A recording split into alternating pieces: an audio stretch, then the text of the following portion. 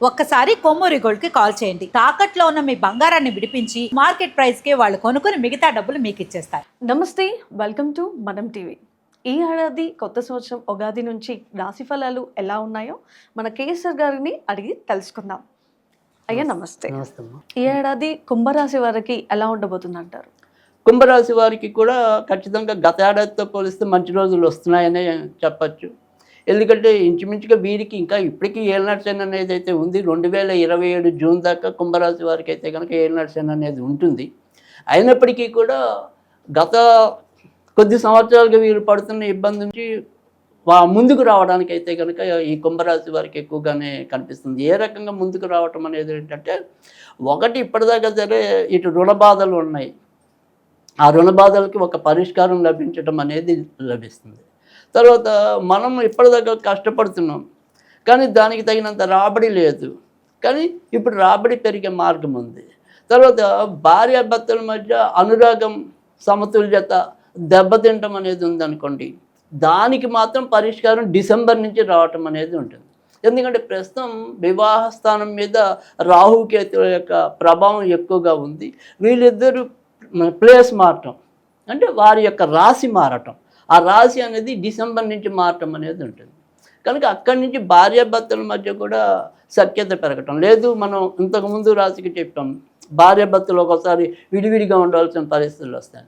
So December నుంచి వాళ్ళిద్దరూ కలిసే పరిస్థితులు కూడా ఉండొచ్చు. కనుక ఎలా చూసుకున్నప్పటికీ కూడా ఇటు భార్యాభర్తల మధ్య బాగుంది, ఆర్థిక స్థితిగతులు కూడా అభివృద్ధిలోకి రావడానికి ఉంది. కావాల్సింది ఏంటి అంటే కనుక అనారోగ్యం ఒకటి, ఏమంటాం, ఎముకలు, కీళ్ళు, నరాలు. సో వాటికి సంబంధించిన ఇబ్బందులు ఎదుర్కోవటం అనేది ఒకటి ఉంది. తర్వాత రెండోది ఏంటంటే, ఈ ఏలినాటి శని ప్రభావం వల్ల బద్ధకం అనేది ఉంటుంది, లేదా వాయిదా వేసేతనం ఉంటుంది. రేపు చూద్దాంలే, మీద పడినప్పుడు చూద్దాంలే.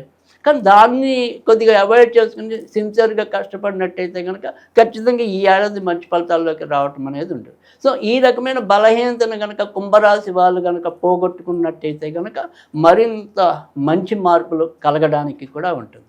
తర్వాత ఈ సంవత్సరం ఏదైనప్పటికీ కూడా వీళ్ళు ఇంకా మరింత అభివృద్ధిలోకి రావాలి అంటే వైట్ సఫైర్ అని ఉంటుంది, అంటే శ్వేత పుష్యరాగం అంటాం. ఒకవేళ శ్వేత పుష్యరాగం మనం ఏమంటాం, దాన్ని భరించలేకపోతే, అంటే దానికి కొద్దిగా రేట్ ఎక్కువ ఉంటుంది అనుకుంటే కనుక దానికి ప్రత్యామ్నాయంగా క్వార్జన్ ఉంటుంది, అది చాలా తక్కువలో అయిపోతుంది. సో అలాంటిదైనా సరే పెట్టుకోవచ్చు. ఆ రకంగా కూడా ఉపశమనం పొందొచ్చు కుంభరాశి వాళ్ళు మరింత మంచిగా.